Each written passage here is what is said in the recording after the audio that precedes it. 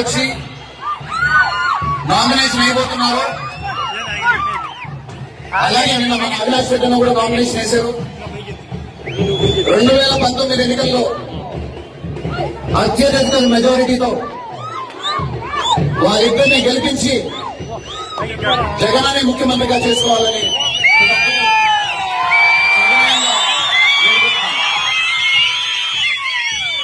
ఇవాళ మన జగనన్న చూస్తే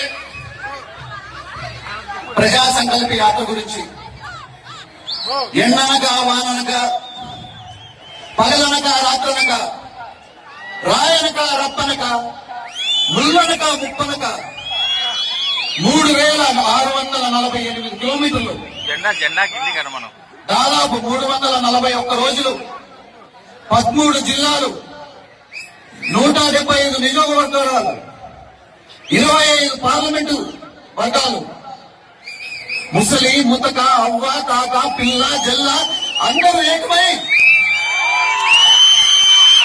అందులో అడిగేస్తుంటూ కొన్ని కోట్ల అడుగులతో ఇడుపులపాయ నుంచి ఇచ్చాపురం వరకు సాగిన ఈ ప్రజా సంకల్ప యాత్ర ఎవరో అనామకులు వచ్చి కత్తిపోటంటూ వెన్నుపోటంటూ అడరక బెదరక అదే చెరగని చిరునవ్వుతో ముందుకు సాగి మన నాయకుడు ఇవాళ వచ్చి నామినేషన్ చేస్తున్నారు.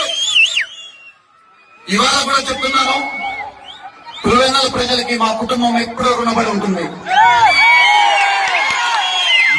30 ఏళ్లుగా మీరు మీ భుజాల మీద మమ్మల్ని ఎత్తుకొని ఇన్ని సంవత్సరాలు మా మీద మీరు చూపించిన ప్రేమాప్యాతలు, ఈ 9 ఏళ్లుగా మీరు ఎన్ని కేసులు పెట్టినా ఎన్ని బెదిరింపులు చేసినా అడరక బెదరక మా కోసం మీరు పడిన కష్టమంతా ఇంత కాదు.